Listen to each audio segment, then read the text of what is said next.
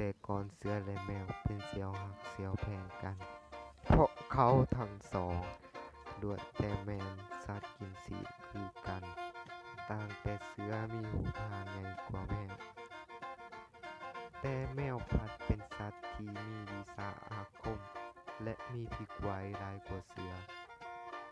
ในการจับสัตว์มาเป็นอาหารย้อนเสืออยากมีวิชาในการจับสัตว์มาเป็นอาหาร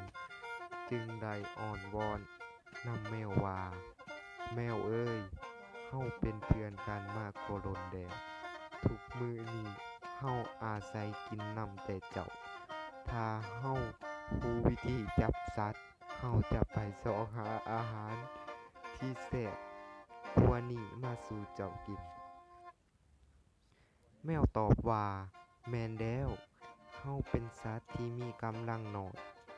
เฮาจึงจับไล่แต่สัตว์โตน้อยๆมาสู่เจ้ากินเสือไล่โอกาสก็เว้าขึ้นว่า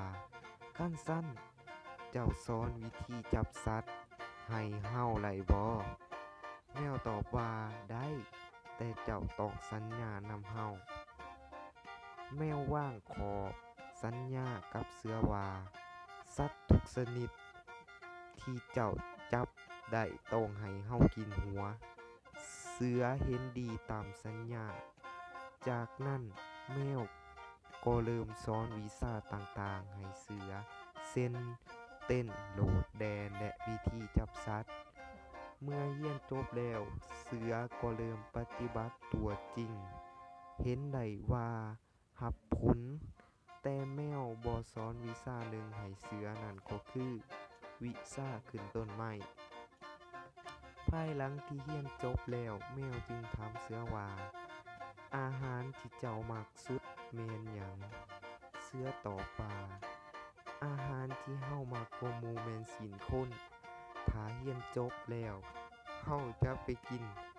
คนเป็นอาหารเพื่อฉลองผลสำเร็จของการเรียนเฮาเมื่อได้ยินเสือเว้าแนวนั้นแมวก็เลยบ่สอนวิชาขึ้นต้นใหม่ให้กับเสือต่อมาเสือเลยทรยศต่อแมวและอยากให้มีแต่ตนเองผู้เดียวเป็นสัตว์ที่กินสีเสือจึงเว้านำแมวว่าแมวเอ้ยสุภาษิตโบราณเว้าว่าผู้ไล่กินหัวผู้คั่วกินไส้ผู้บ่ไล่กินดูดและหนังเมื่อได้ยินเสือเว้าแนวนั้นก็รู้โดดว่าเสือบ่อยากปฏิบัติตามสัญญาแมวจึงเว้านำเสือว่าได้กินหมากต้องคิดถึงผู้ปลูกผลเสือเว้าอีกว่าถ้าเป็นแนวนั้นก็ให้เสือออกกินหัวแมวและแมวกินขี้เสือเมื่อเสือเว้าแนวนั้นแมวจึงตอบเสือทันทีว่านับแต่นี้ต่อไปเสือและแมวบ่เป็นเพื่อนกันอีก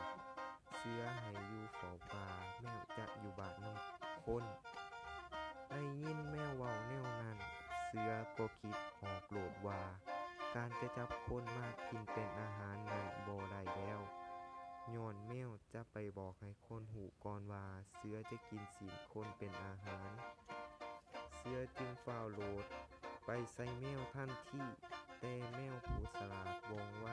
พาตูกขึ้นต้นไม้ก่อน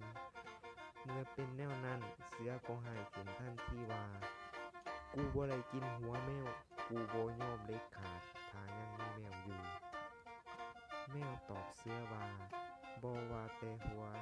แม้นแต่ขี้แต่เหนียวก็บ่เห็นดอกนับแต่นั้นมาเสือและแมวจึงเป็นเพื่อนกัน